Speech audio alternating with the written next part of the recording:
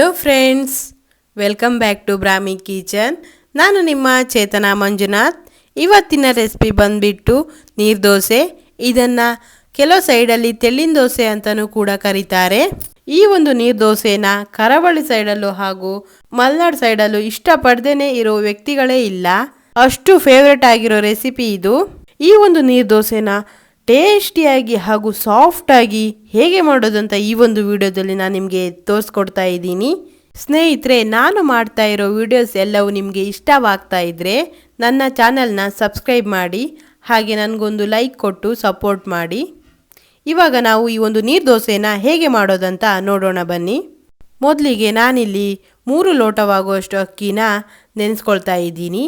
ನಾನಿಲ್ಲಿ ಬೆಳಿಗ್ಗೆ ದೋಸೆ ಮಾಡೋದ್ರಿಂದ ರಾತ್ರಿನೇ ಈ ಒಂದು ಅಕ್ಕಿನ ನೆನೆ ಹಾಕ್ಕೊಳ್ತಾ ಇದ್ದೀನಿ. ನೀವು ಬೇರೆ ಟೈಮಲ್ಲಿ ಈ ಒಂದು ದೋಸೆ ಮಾಡೋದಾದರೆ ಮಿನಿಮಮ್ ಅಂದರೂ ಈ ಅಕ್ಕಿ 4 ರಿಂದ 5 ಗಂಟೆ ಆದರೂ ನೆನಿಬೇಕು. ನಿಮ್ಗೆ ಇವಾಗ ಡೌಟ್ ಇರ್ಬೋದು, ಇವರು ಯಾವ ಅಕ್ಕಿಯಿಂದ ಈ ಒಂದು ದೋಸೆನ ಮಾಡ್ತಿದ್ದಾರೆ ಅಂತ. ನಾನಿಲ್ಲಿ ರೇಷನ್ ಅಕ್ಕಿನ ತಗೊಂಡಿದ್ದೇನೆ. ಈ ಒಂದು ಅಕ್ಕಿ ಇವಾಗ ಚೆನ್ನಾಗಿ ನೆಂದಿದೆ. ಇದನ್ನು ನಾವು 3 ಬಾರಿಯಾಗಿ ವಾಶ್ ಮಾಡ್ಕೋಬೇಕಾಗತ್ತೆ. ನೋಡಿ, ಅಕ್ಕಿ ಇಷ್ಟು ನೆಂದಿದ್ರೆ ಸಾಕಾಗುತ್ತೆ. ನೋಡಿ, ಕೈಯಲ್ಲೇ ಇದು ತುಂಡು ಮಾಡಲಿಕ್ಕೂ ಬರುತ್ತೆ. ಈ ಒಂದು ಅಕ್ಕಿನ ಚೆನ್ನಾಗಿ ವಾಶ್ ಮಾಡ್ಕೊಳ್ಳಿ. ನಾನಿಲ್ಲಿ ವಾಶ್ ಮಾಡ್ತಿದ್ದೀನಲ್ಲ, ಹಾಗೆ 3 ಬಾರಿಯಾಗಿ ವಾಶ್ ಮಾಡ್ಕೋಬೇಕಾಗತ್ತೆ. ಈ ರೀತಿಯಾಗಿ ವಾಶ್ ಮಾಡಿಕೊಂಡು ಇದರ ನೀರನ್ನು ಚೆನ್ನಾಗಿ ಸೋಸ್ಕೋಬೇಕಾಗತ್ತೆ.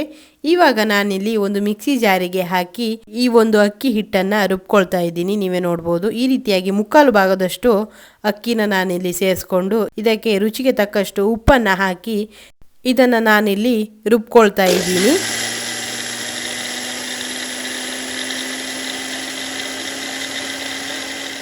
ಈ ರುಬ್ಬಿದಂಥ ಅಕ್ಕಿ ಹಿಟ್ಟು ಫುಲ್ಲಾಗಿ ನೈಸಾಗಿರಬೇಕು. ಒಂದು ಚೂರು ತರಿಯಾಗಿ ಇರಬಾರ್ದು. ಈ ರೀತಿಯಾಗಿ ಇದ್ದರೆ ದೋಸೆ ಚೆನ್ನಾಗಿ ಬರೋದಿಲ್ಲ. ಹಾಗಾಗಿ ಈ ಅಕ್ಕಿ ಹಿಟ್ಟನ್ನು ನೈಸಾಗಿ ರುಬ್ಕೋಬೇಕು. ನೋಡಿ, ನಾನಿಲ್ಲಿ ರುಬ್ಕೊಂಡಿರುವಂಥ ಅಕ್ಕಿ ಹಿಟ್ಟನ್ನು ಒಂದು ಪಾತ್ರೆಗೆ ಹಾಕ್ಕೊಳ್ತಾ ಇದ್ದೀನಿ. ಇವಾಗ ಅಕ್ಕಿ ಹಿಟ್ಟು ಸ್ವಲ್ಪ ದಪ್ಪ ಇರುತ್ತೆ. ಇದಕ್ಕೆ ಸ್ವಲ್ಪ ನೀರನ್ನು ಕೂಡ ನೀವು ಸೇರಿಸ್ಕೋಬೋದು. ನೋಡಿ, ನಾನಿಲ್ಲಿ ನೀರನ್ನು ಸೇರಿಸ್ಕೊಂಡು ಈ ರೀತಿಯಾಗಿ ಇದನ್ನು ಮಿಕ್ಸ್ ಮಾಡಿಕೊಂಡು ಇದನ್ನು ಒಂದು ಹದಕ್ಕೆ ತರ್ತಾ ಇದ್ದೀನಿ. ಈ ಹಿಟ್ಟು ತುಂಬಾ ದಪ್ಪನೂ ಬೇಡ, ಹಾಗೆ ತುಂಬಾ ತೆಳುವೂ ಮಾಡ್ಕೋಬೇಡಿ. ನೋಡಿ, ನಾನಿಲ್ಲಿ ಮಾಡ್ಕೊಂಡಿದ್ದೀನಲ್ಲ, ಈ ರೀತಿಯಾಗಿ ಮಾಡಿಕೊಂಡ್ರೆ ಸಾಕು. ನೋಡಿ, ಈ ಸೌಂಡಲ್ಲೇ ಗೊತ್ತಾಗುತ್ತೆ ಎಷ್ಟು ತೆಳು ಇರಬೇಕು ಈ ಹಿಟ್ಟು ಅನ್ನೋದು. ನೀವು ದೋಸೆ ಹೊಯ್ಯುವ ಟೈಮಲ್ಲೇ ನಿಮಗೆ ಗೊತ್ತಾಗುತ್ತೆ. ಈ ಹಿಟ್ಟು ದಪ್ಪವಾಗಿದ್ದರೆ ಅದಕ್ಕೆ ಅಲ್ಲೇ ಸ್ವಲ್ಪ ನೀರನ್ನು ಸೇರಿಸ್ಕೊಂಡು ದೋಸೆಯನ್ನು ಹೊಯ್ಕೊಳ್ಳಿ. ಈ ರೀತಿಯಾಗಿ ದೋಸೆ ಹಿಟ್ಟು ರೆಡಿಯಾಗಿದೆ.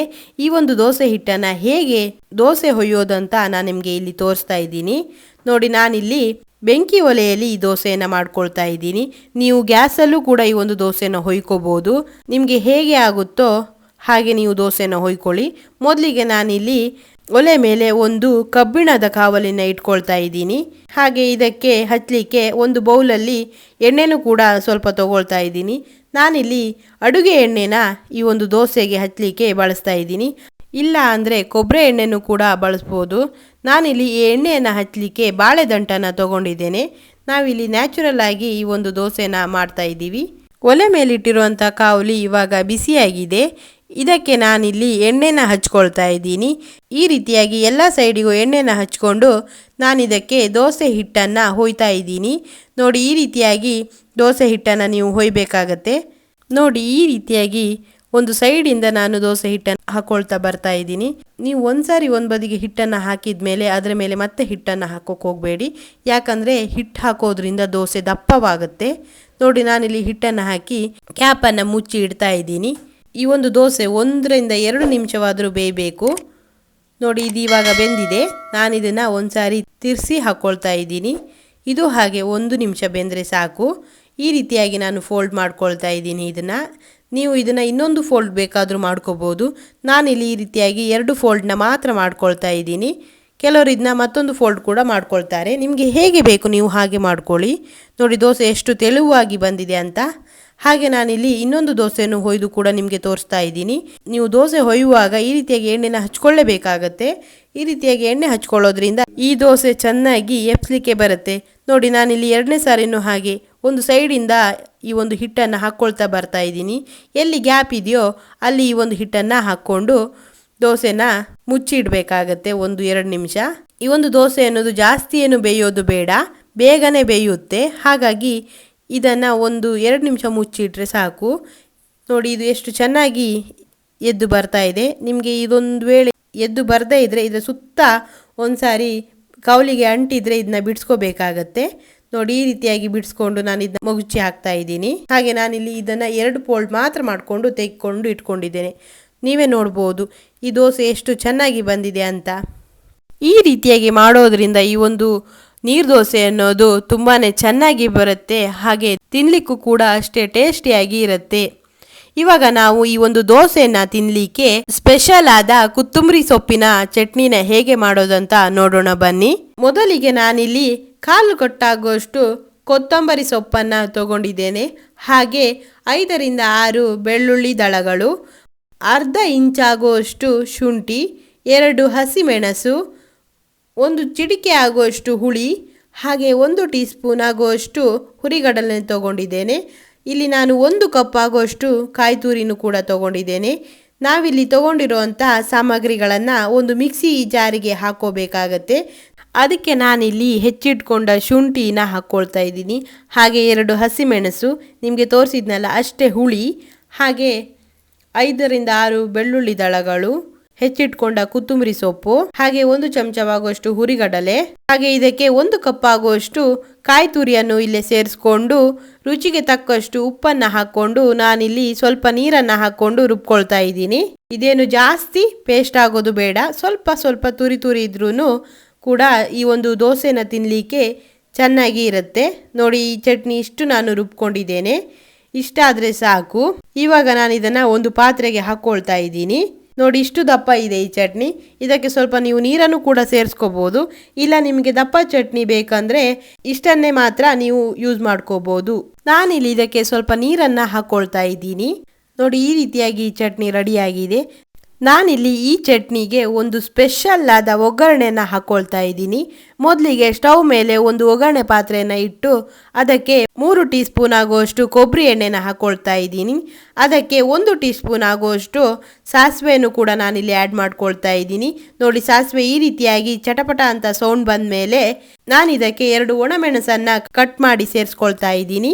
ಈ ರೀತಿಯಾಗಿ ಒಣಮೆಣಸು ಸ್ವಲ್ಪ ಕಲರ್ ಚೇಂಜ್ ಆದಮೇಲೆ ನಾನು ಇದಕ್ಕೆ 1/4 ಟೀ ಸ್ಪೂನ್ ಆಗುವಷ್ಟು ಜೀರಿಗೆಯನ್ನು ಸೇರಿಸ್ಕೊಳ್ತಾ ಇದ್ದೀನಿ. ಈ ರೀತಿಯಾಗಿ ಎಲ್ಲವನ್ನು ಸೇರಿಸ್ಕೊಂಡು ಒಂದು ಸಾರಿ ಚೆನ್ನಾಗಿ ಮಿಕ್ಸ್ ಮಾಡ್ಕೊಳ್ಳಿ. ಹಾಗೆ ನಾನಿಲ್ಲಿ ಇದಕ್ಕೆ 3 ಕಡ್ಡಿ ಆಗುವಷ್ಟು ಕರಿಬೇವನ್ನು ಇಲ್ಲೇ ಸೇರಿಸ್ಕೊಳ್ತಾ ಇದ್ದೀನಿ.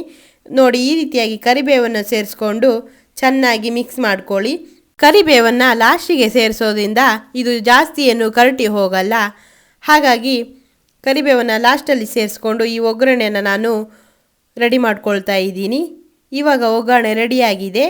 ಈ ಒಗ್ಗರಣೆನ ರೆಡಿ ಮಾಡಿ ಇಟ್ಕೊಂಡಿರೋ ಚಟ್ನಿಗೆ ಸೇರಿಸ್ಕೊಂಡ್ರೆ ತಿನ್ಲಿಕ್ಕಂತೂ ತುಂಬಾ ಚೆನ್ನಾಗಿ ಇರುತ್ತೆ. ಆಹಾ, ಈ ಚಟ್ನಿ ಪರಿಮಳ ನೋಡಿದರೆ ಇವಾಗಲೇ ಇದನ್ನ ತಿನ್ಬಿಡ್ಬೇಕು ಅನಿಸ್ತಾ ಇದೆ.